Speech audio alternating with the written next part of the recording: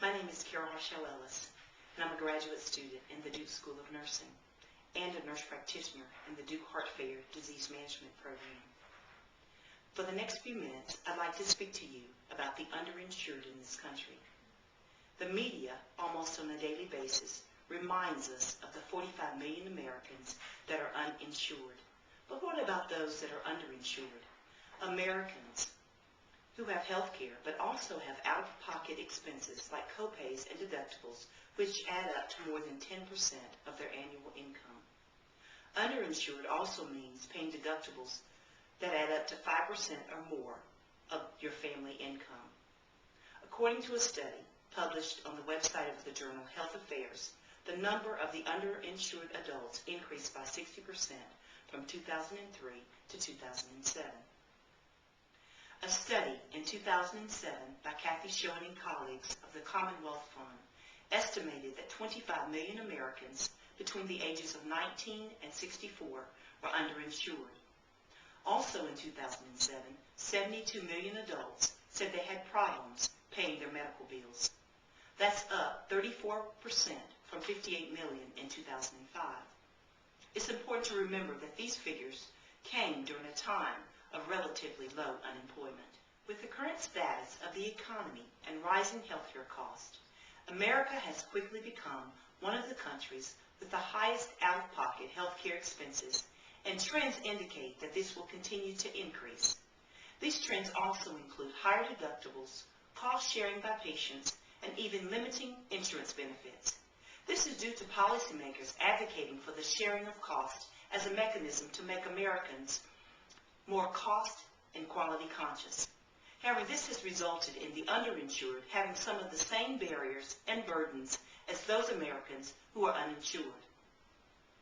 As a nurse practitioner, where 80% of the patients that I care for on a day-to-day basis are either uninsured or underinsured, I am very aware of the implications of inadequate health care coverage.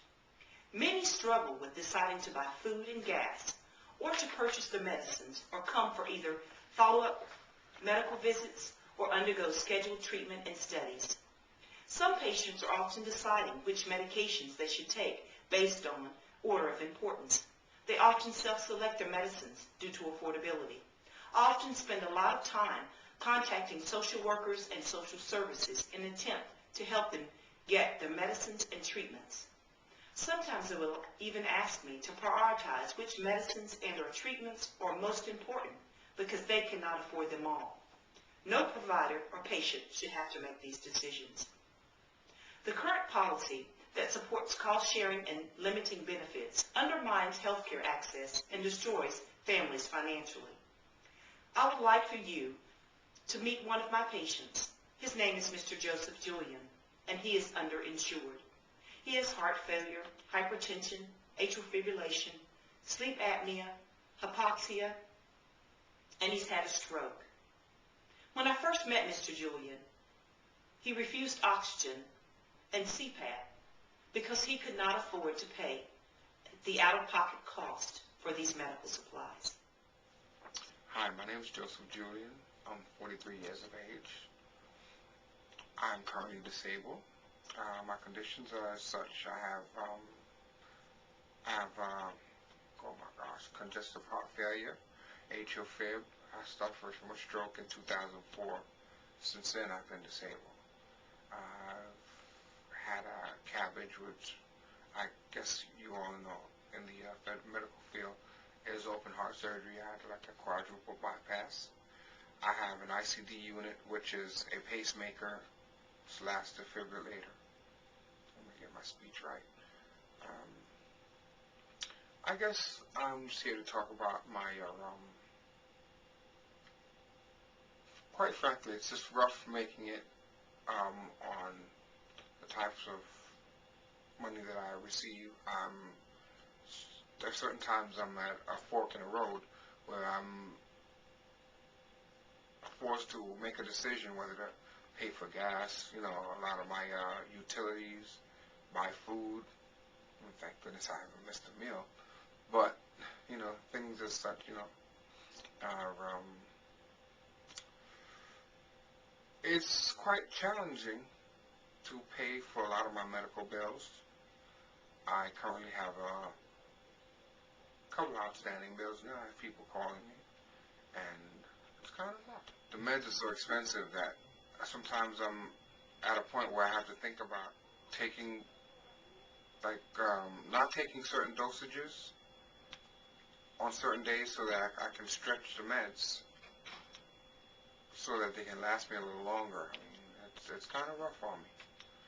It's a trying thing.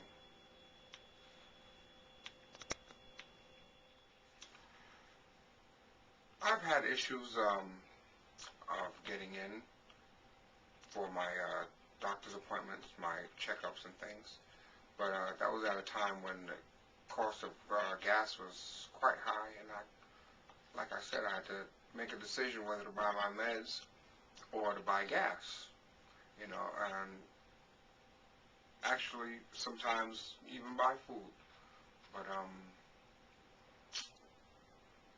it's been a trying thing. But I actually I think it's last month I had an ablation. I had a procedure where they call a radio frequency ablation. I think that's what it's called. And I had to take a couple of dosages of Lovenox, which is an extremely expensive med. It's sort of like a blood thinner, and it's quite expensive. It's a thing where I had to inject myself, and I had the first dosage, which was quite expensive, and but luckily I had the caseworker work with me the first time. But then after the procedure, I needed another dosage, and I'm here to tell you folks, it's an embarrassing thing. It was a pride issue to me. I honestly really didn't know how to go about it, but it was a pride issue. And therefore, I chose not to. It might have been a dumb decision, but I chose not to go for the Lovenox, and I just passed it up. Luckily, I'm still here. I don't know, but it's quite rough, you know, paying for things and making the decision. The underinsured are growing in America as our economy worsens. Healthcare providers and citizens must lobby policymakers to support policies that decrease cost sharing and shifting to individuals and families with low and middle incomes. A little over a month ago, Senator Edward M. Kennedy spoke at the United States Health, Education, and Labor Pensions Committee hearing, and I think he said it best. The pervasive erosion of health insurance coverage is leaving too many Americans poorly protected from illness and medical debt. As a nation, we urgently need health reform to provide a more secure foundation for our future. Fundamental reforms must address the design of health insurance benefits and assure access to affordable, high-quality care. Thank you.